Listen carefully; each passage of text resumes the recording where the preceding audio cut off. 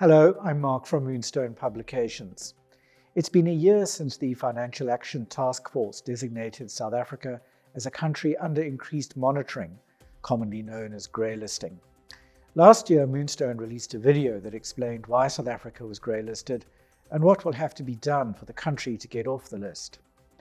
One of the people I interviewed for that video was Sangeeth Sewnath, the Deputy Managing Director for the Africa Client Group at 91. Sangeeth joins me today to discuss the impact of greylisting 1 year on. Leading up to the FATF's decision last year, there were quite a few predictions were made about the likely impact of greylisting. Let's start with the macro picture first. Has there been an impact on economic growth or on the cost of borrowing? When we looked at it last year, we split the implications into two different buckets. The one was a macro bucket and the one was a micro bucket. The macro was really around the cost of capital, growth in the country, interest rates, currency. And then the micro was kind of the smaller implications, which was more immediate but important. And the smaller ones were around the cost of doing business, the enhanced due diligence, and really the frictional implications of greylisting.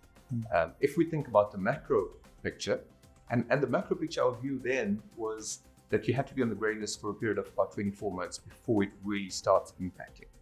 Whereas the micro was a more immediate implication, and we've definitely felt that. On the macro side, our sense is that you really haven't seen any meaningful change as a result of greylisting.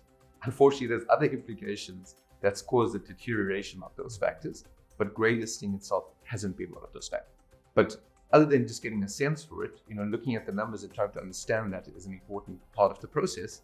And the Reserve Bank actually had a really good study that they did through the Financial Stability Department, and they looked at very specific factors to try to understand whether, relative to other countries, the impact of greylisting was meaningful in South Africa. And the three things they looked at was the credit default spreads for South Africa relative to other countries, and they looked at the 5-year credit default spreads by and large, and their sense was that there wasn't a spike as a result of us being greylisted.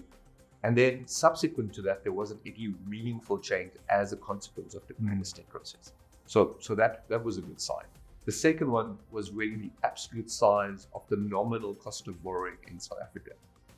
And the indicator for that was the 10-year government bonds. And again, no meaningful change as a result of greylisting and subsequent to that. And then the third one was really the currency movement. We all know that currency is a sport in South Africa, and so there's been massive ups and downs in the currency movement, but again, nothing as a result of greylisting. So our sense and our thesis that greylisting macro factors will only take effect really 2 years or longer down the line seems to be holding. So in its financial stability review at the end of last year, the Reserve Bank said greylisting was one of the reasons for the record outflows from the country's capital markets. It gave some other reasons we all know about: the low growth, the interest rates, rising rates, exchange rate risk, load shedding, of course.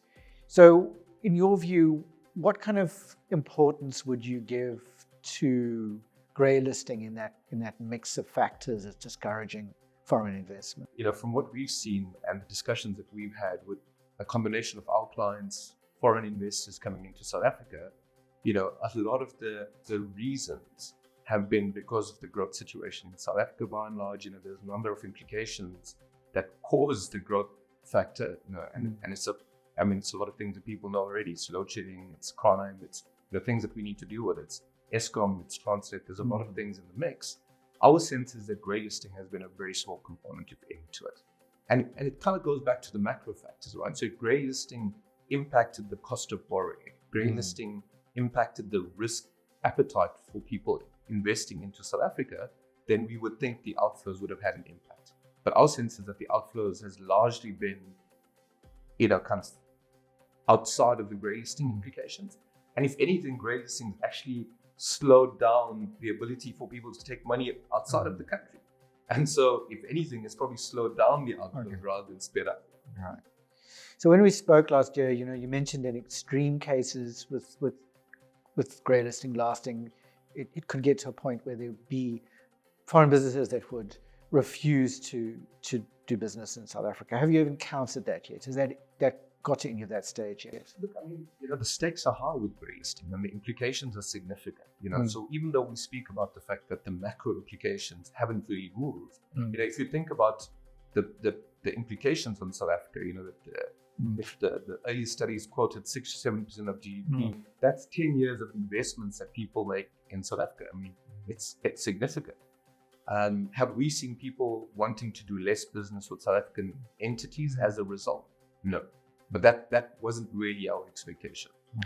Our expectation was that if you don't sort it out in 2 years, it's going to get a whole lot worse than that.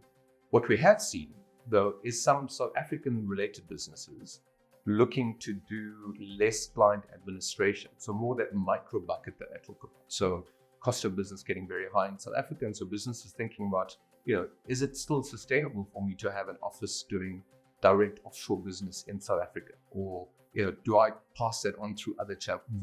So we've seen those implications, and a good example, recent example, is MultiChoice and Canal Plus, right? I mean, you've seen foreign businesses wanting to buy or be part of the business. So I don't think greylisting has really been the impact. So let's look at the sort of micro factors. When we spoke last year, you said that 91 had already prepared for the enhanced due diligence that would be required when externalizing funds. We've had reports, financial advisors, institutions talking about they're facing more red tape, more hoops to jump through when externalizing funds. Do you think we've got to a point where this enhanced due diligence has kind of stabilized now, or will it continue to ramp up the longer we stay on the grey list? Well, I mean, I think the requirements have increased, right? So when we talk about red tape, I mean, I'll give you a few examples. The source of wealth, the source of funds, those are probably the two things that have been the most difficult. So somebody who's invested with you for 20 years, who have put their trust by giving you their money, you're now going to them saying, look, you've got to prove that wealth was something you created. Those kind of things become quite difficult. And the record keeping in South Africa hasn't necessarily been the best, especially about 20 years later. I mean, another really interesting example is, whereas in the past, where you had to show proof of bank account and proof of address, using a bank statement which had your address on it was proof of address as well, which was fantastic, right? You just sent one document. Now, because of greylisting, the South African bank's rating from a country perspective is lower because of the greylisting impact. And so you can't use the bank statement as a utility bill. So those are just kind of like simple examples. And South African clients haven't gotten to grips with the fact that these things are additional requirements that need to be done. So we prepared as a business, we scaled up, making sure we've got the right resources, that we're clear about what the requirements are. But, South Africa, many things are sometimes a guideline rather than these are the rigid rules. And many times they try and, provide information that's more practical rather than what is absolutely required.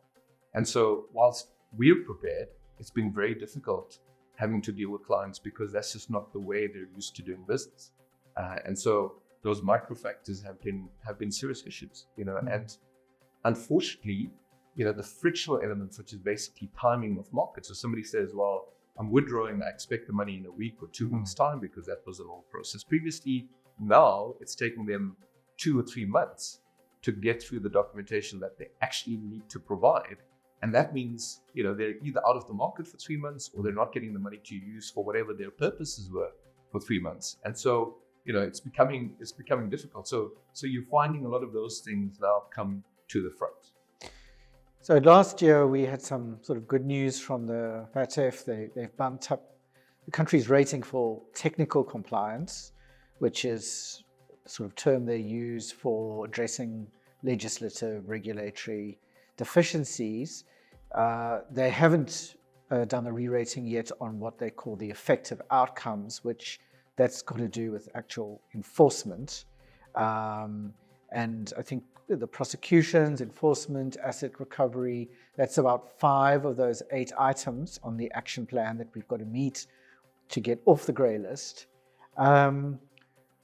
What is your kind of view, perceptions of how we are doing when it comes to those action items, the 5 action items that really count? I don't want to make it sound like the job in hand is small. because I think we've still got to apply a lot of effort to be able to get off the grey list. And so, there's a interdepartmental government task team, which consists of people from SACS, from SIU, from Scorpions, from SSA, from FSCA, from National Treasury and from business to try and make sure that we get ourselves out of the greylisting. And we've made good progress. At the start of the greylisting process, there were 40 recommendations of technical compliance. We met 20 of those 40. Since then, as at the end of November last year, on the re-rating from FATF working group, we've now covered another 50. So we're up to 35 to 40. So we've still got a bit to do. So that's the technical compliance piece. The other piece is the effectiveness piece, which is what you mentioned. The effectiveness piece, there's 11 in total, 3 of which we were kind of badly rated, and 8 that we were slightly better rated. And all of this is about making sure that we prosecute, that we show progress in seizing assets where we need to, and following or just before the November plenary FATF session, the FIC put out a report saying we've recovered 5.8 billion rands of money. So they're kind of putting us a line in the sand to say, well, we're making progress. And so our sense is that there's probably going to be a lot more progress made in the next few months. And come November, we've got to share with that FATF work group what our progress has been. Our kind of rough sense is that there's 6 key outcomes. We've largely met 5 of them already. There's one more that's a little bit sticky, which is around sanctioning, kind of bad behavior. And we'll probably get to that point because it's largely implementation. On the effectiveness, which was kind of the silver lining of greylisting, right? Because we had this external body come in saying, South Africa, you've been bad. You've got to make sure you do this right. And sometimes that's a good thing because they hold us accountable to doing it. And so we've shown progress on the effectiveness, on implementation of prosecutions and a few other things. I don't know if we've done enough yet. But our experience and our studies of the other countries, and there's 2 interesting countries at the moment, Albania and Cambodia, actually, where they've shown that they've met the technical compliance and they've made progress on the effectiveness. And both of those have come off the grey list as a result of that. And our sense is that, come November, we'll report back to the FATF work group.